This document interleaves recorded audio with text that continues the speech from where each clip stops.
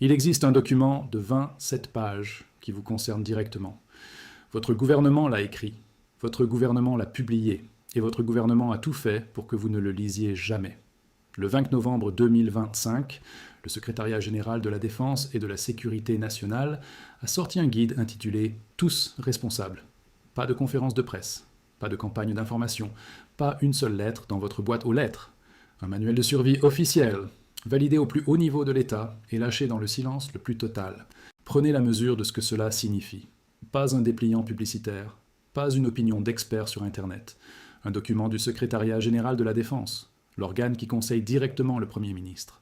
Quand cet organe-là prend la peine d'écrire 27 pages sur comment survivre à une crise majeure, ce n'est pas pour passer le temps. C'est qu'il considère le risque comme réel, et c'est précisément ce qui rend son silence si troublant.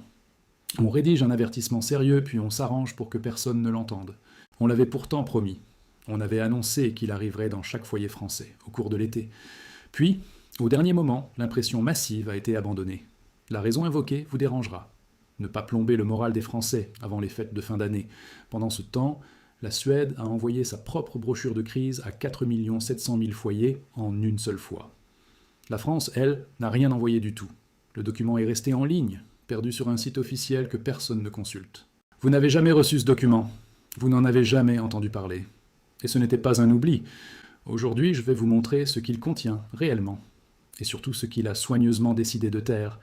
Parce qu'un document de survie ne se juge pas seulement à ce qu'il dit. Il se juge à ce qu'il refuse de dire. Et ce que celui-ci refuse de dire pourrait, un jour, faire toute la différence pour vous et vos proches. Bienvenue sur Coyote de l'Apocalypse. Si vous n'êtes pas encore abonné, cliquez sur abonner et activez la cloche. Ici, nous déterrons ce que les autres préfèrent laisser enfoui. Reprenons depuis le début. Parce que ce guide ne sort pas de nulle part, il s'inspire directement d'un modèle suédois qui existe, lui, depuis 1943, 80 ans. La Suède prépare méthodiquement sa population depuis 80 ans, et la France vient seulement de poser sa toute première pierre. Réfléchissez une seconde à ce décalage. Pendant que la Scandinavie apprenait à ses enfants quoi faire quand tout s'arrête, on nous répétait que tout irait bien. La brochure suédoise, elle, ne tourne pas autour du pot. Elle parle d'attaques, de coupures longues, de ce qu'il faut faire si l'on entend les sirènes. Elle est entrée dans chaque foyer, lue à table, discutée en famille. La version française, elle, est restée un fichier oublié sur un site officiel. Voilà toute la différence entre une nation qui prépare et une nation qui rassure.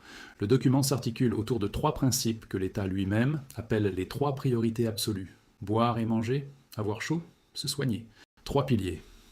C'est tout. C'est sur ces 3 idées simples que repose désormais la doctrine officielle de survie de la République, et au cœur de ce guide, une recommandation centrale, répétée page après page.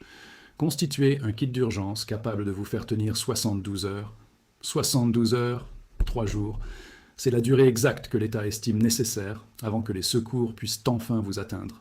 Dans ce kit, le guide recommande 6 litres d'eau par personne. Une radio à pile pour rester informé quand le réseau tombe. Une lampe, des médicaments de base et des copies papier de vos documents importants. C'est une liste raisonnable. C'est même une liste utile. Le problème n'est pas dans ce qu'elle contient. Le problème, c'est tout ce qu'elle ne contient pas, tout ce qui a été laissé dehors délibérément. Et c'est exactement pour cette raison que j'ai réuni l'analyse complète dans la documentation de la recherche de survie. 3 analyses que ce guide officiel n'aborde jamais. 3 angles morts que l'État a choisi d'ignorer parce qu'il n'avait pas de réponse à vous donner. La première analyse couvre précisément ce qui se passe après les 72 heures, là où le guide officiel, lui, s'arrête net et vous laisse seul. La deuxième détaille la question du carburant et du chauffage de secours, 2 sujets que le document évite avec un soin qui en dit long.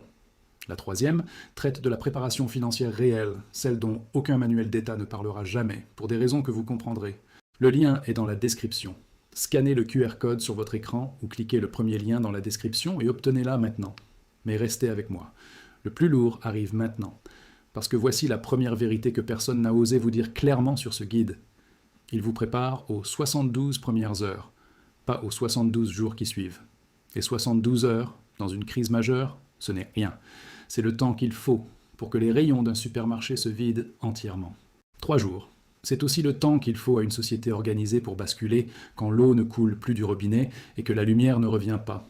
Le guide officiel le sait parfaitement. C'est même écrit noir sur blanc dans ses premières pages. Les premières heures sont les plus critiques. Sauf qu'il s'arrête là où le critique devient durable. Et c'est tout le problème. Une crise de 3 jours, on la traverse avec un peu d'eau et de la patience. Une crise de 3 semaines, c'est une autre histoire. Et l'histoire récente nous a montré que les semaines existent. Souvenez-vous des confinements, des pénuries soudaines, des rayons vides du jour au lendemain pour un simple mot d'ordre. Ce n'était pas la guerre. Et pourtant le système a vacillé. Le guide officiel a été écrit en regardant le passé proche. La vraie préparation, elle, regarde ce qui peut encore arriver. Si vous êtes encore là, vous en savez déjà plus sur votre propre sécurité que l'immense majorité des Français. Abonnez-vous et partagez cette vidéo avec quelqu'un qui doit entendre ça avant qu'il ne soit trop tard. Et souvenez-vous, l'analyse complète de ce que l'État a passé sous silence se trouve dans la documentation. Le lien est dans la description. Maintenant, restez avec moi. On entre dans ce que le guide refuse de regarder en face. Reprenons. L'État a défini 3 priorités. Boire, avoir chaud, se soigner. Sur le papier, c'est cohérent. Dans la réalité d'une crise longue, c'est terriblement incomplet. Parce qu'à côté de ces 3 priorités affichées, il existe 3 silences. 3 sujets que le guide a vus, qu'il connaissait et qu'il a choisi de contourner. Je vais vous les montrer un par un.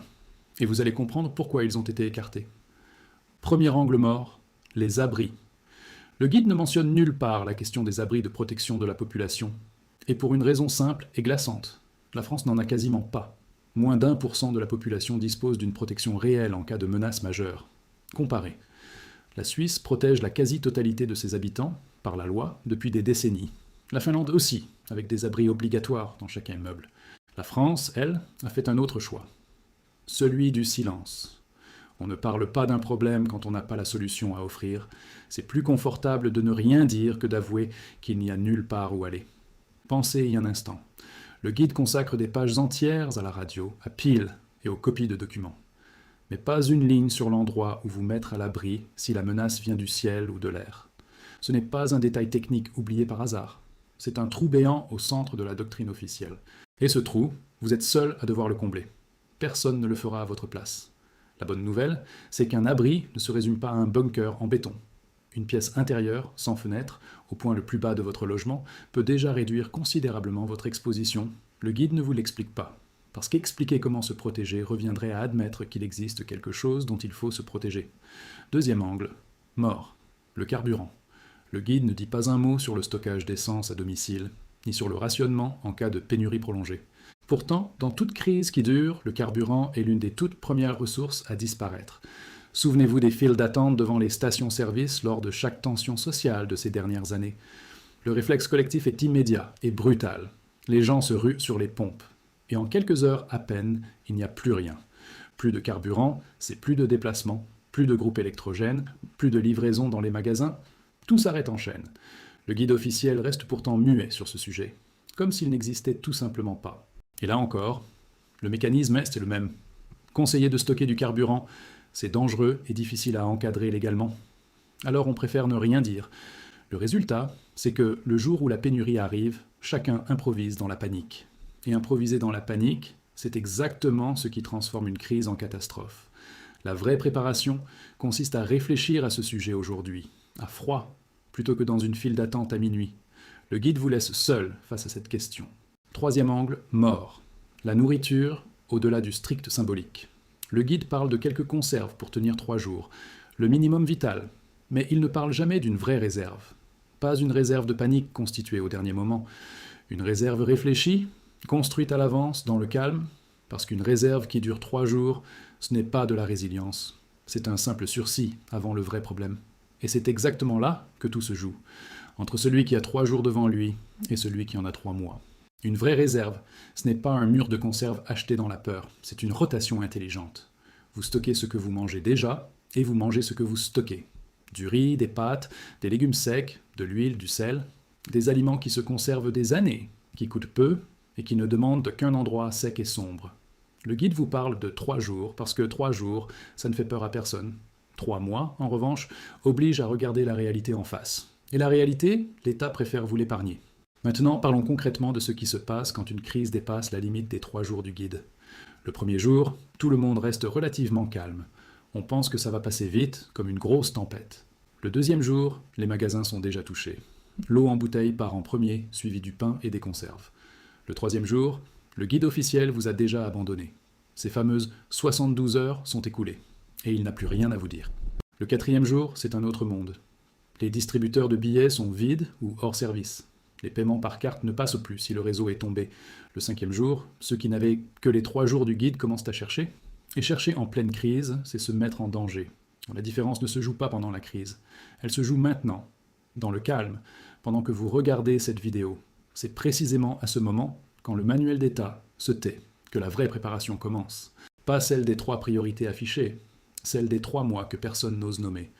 Reprenons les 3 piliers du guide, un par un, et voyons jusqu'où ils tiennent vraiment. L'eau d'abord, 6 litres pour 3 jours, c'est ce que recommande le document, mais 6 litres pèsent 6 kilos sur votre dos et s'épuisent en 3 jours pour une seule personne. La vraie réponse n'est pas d'empiler des palettes de bouteilles dans un garage, c'est de pouvoir filtrer n'importe quelle eau, n'importe où. Une paille filtrante de qualité retient plus de 99% des bactéries et des parasites présents dans l'eau, 150 grammes dans votre sac. Et vous pouvez boire à une rivière, un ruisseau, une mare, en toute sécurité. Le guide officiel ne vous parle pas de filtration, il vous parle de bouteilles à stocker. La différence entre les deux est immense. L'un vous donne 3 jours, l'autre vous donne une autonomie en eau presque illimitée. Et en France, l'eau ne manque pas dans la nature. Rivières, ruisseaux, sources de montagnes dans les Pyrénées comme dans le Massif central. Ce qui manque, c'est le moyen de la rendre potable. Le guide ne vous donne pas ce moyen. Ensuite, la chaleur. Le guide dit avoir chaud, mais il ne dit jamais comment, concrètement, quand le chauffage électrique tombe en plein hiver. Une source de chaleur totalement indépendante du réseau change absolument tout dans ce scénario. Un réchaud qui fonctionne sans le gaz de ville. Une couverture de survie qui réfléchit votre propre chaleur corporelle vers vous. Ce sont des objets qui coûtent quelques euros et qui font la différence entre tenir une nuit et la subir. Le froid tue lentement, sans bruit. Le guide le sait, il vous dit d'avoir chaud, sans jamais vous dire comment y parvenir, enfin la santé. Le guide dit se soigner. Et sur un point précis, il a parfaitement raison. En cas d'hémorragie grave d'un membre, lors d'un accident ou d'une blessure, seul un garrot peut arrêter le saignement en attendant les secours. Et les secours, dans une crise majeure, peuvent mettre des heures à arriver jusqu'à vous, parfois bien davantage. Ce geste précis sauve des vies dans les toutes premières minutes. Le guide le mentionne, et c'est l'un de ses rares vrais mérites. Mais savoir poser un garrot ne sert à rien si vous n'en avez pas un, et si vous n'avez jamais appris le geste avant le jour J. Et c'est valable pour tout le reste. La théorie sans la pratique ne sauve personne. Un kit dans un placard que vous n'avez jamais ouvert, c'est une illusion de sécurité. La vraie préparation, ce n'est pas accumuler des objets. C'est apprendre des gestes, créer des réflexes, et savoir exactement où se trouve chaque chose quand vos mains tremblent. Le guide vous donne une liste de courses. Il ne vous donne pas un entraînement. Et entre les deux, il y a tout ce qui compte vraiment. Maintenant, relions tout cela ensemble. Parce que ces angles morts ne sont pas 3 oublis isolés. Les abris, le carburant, la vraie réserve alimentaire, 3 absences, un seul et même fil conducteur. À chaque fois, le guide s'arrête précisément là où le problème devient sérieux et inconfortable. Il vous prépare à un week-end difficile, pas à un véritable effondrement de la normalité. Et ce fil conducteur, une fois que vous l'avez vu, vous ne pouvez plus ne pas le voir. Le guide s'arrête toujours, juste avant la question qui dérange. Il vous dit d'avoir de l'eau, mais pas comment en produire, d'avoir chaud, mais pas comment sans le réseau, de manger, mais seulement pour 3 jours, de vous soigner, sans jamais vous apprendre les gestes. À chaque pilier, la même logique. On vous montre la porte, on ne vous donne jamais la clé. Et soyons parfaitement honnêtes une seconde, parce que la lucidité compte ici bien plus que la peur. Ce guide n'est pas inutile, loin de là. Il pose des bases qui n'existaient tout simplement pas en France auparavant. Apprendre les gestes de premier secours, garder une radio à pile, avoir un peu d'eau d'avance, tout cela est juste et nécessaire. Mais s'arrêter là, c'est confondre la première marche d'un escalier avec l'escalier tout entier.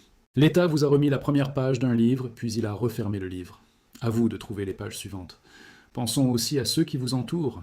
Le guide parle d'autonomie individuelle, mais une crise ne se traverse jamais seule. Vos voisins, vos proches âgés, les enfants, ce sont eux qui rendent une situation gérable ou impossible. Un réseau d'entraide vaut 1000 conserves. Savoir qui possède un groupe électrogène dans votre rue, qui a une formation médicale, qui a un puits. Voilà la vraie résilience. Le guide effleure cette idée d'entraide, puis passe à autre chose. Là encore, il ouvre une porte sans jamais entrer dans la pièce. Et il y a une dernière chose dont aucun document d'État ne vous parlera. L'argent liquide. En cas de panne du réseau, les cartes bancaires deviennent des morceaux de plastique inutiles. Les distributeurs se vident en quelques heures. Garder une petite réserve d'espèces chez soi, en petites coupures, c'est l'un des gestes les plus simples et les plus puissants. Et c'est celui que l'État évoque le moins. Pourquoi? Parce qu'un État qui vous dit de retirer du liquide est un État qui admet que son propre système peut tomber. Cet aveu-là, il ne le fera jamais publiquement. Alors il se tait. Et ce silence, c'est à vous de le combler, pendant qu'il est encore temps. Et voici le vrai choix qui se présente à vous, aujourd'hui, pendant qu'il est encore temps de décider dans le calme. Soit vous attendez qu'un document officiel arrive enfin, un jour, dans votre boîte aux lettres. Il ne viendra pas, on vous l'a déjà retiré une fois. Soit vous décidez, dès maintenant, que votre sécurité ne dépend plus d'un manuel que personne n'a jamais pris la peine de vous remettre. Ce choix n'a rien d'extrême. Il n'a rien de paranoïaque. C'est exactement ce que font les Suédois, les Finlandais, les Suisses, depuis des générations, sans drame. Se préparer, ce n'est pas attendre le pire. C'est simplement refuser de dépendre entièrement d'un système qui peut, lui aussi, tomber en panne. Le guide officiel s'arrête à 72 heures. La vraie question, la seule qui compte vraiment, c'est ce que vous ferez à la 73e. Et cette réponse-là, aucun document de l'État ne l'écrira jamais à votre place. Le document existe, il porte le sceau de la République française, et pourtant, vous ne l'avez jamais vu de vos propres yeux. Ce n'est pas un hasard, c'est un choix. Le leur. On a préféré préserver votre morale plutôt que renforcer votre sécurité. On a jugé que vous ne pouviez pas encaisser la vérité avant les faits. On a décidé, à votre place, que vous valiez mieux dans l'ignorance tranquille que dans la lucidité préparée. Le vôtre, de choix, commence maintenant, et personne ne le fera à votre place. Ce savoir n'est pas mort. Il attendait simplement. Il attendait que quelqu'un ouvre enfin le dossier que l'État a refermé en silence. 27 pages publiées, puis aussitôt oubliées. Un manuel écrit, validé, imprimé dans les têtes de quelques fonctionnaires, puis caché dans le bruit du quotidien. Pendant que vous regardiez ailleurs, on a décidé que ce n'était pas le bon moment pour vous prévenir. Mais il n'y a jamais de bon moment pour une crise. Elle n'envoie pas de carton d'invitation. Elle arrive, c'est tout. Et le jour où elle arrivera, la seule chose qui comptera, c'est ce que vous aurez fait avant. Pas ce que l'État aura promis. Pas ce qu'un livret oublié aura suggéré. Ce que vous, personnellement, aurez décidé de mettre en place. C'est pour cela que ce canal existe. Pour déterrer ce qu'on enterre. Pour dire tout haut ce que les documents officiels murmurent à peine. Si cette vidéo a changé votre regard, abonnez-vous et partagez-la autour de vous. Chaque partage préserve ce que l'on a tenté de faire taire. Chaque personne prévenue, c'est une personne de plus qui ne subira pas en silence. Le prochain dossier ouvre bientôt. Et ce qu'il contient pèse encore plus lourd que celui-ci.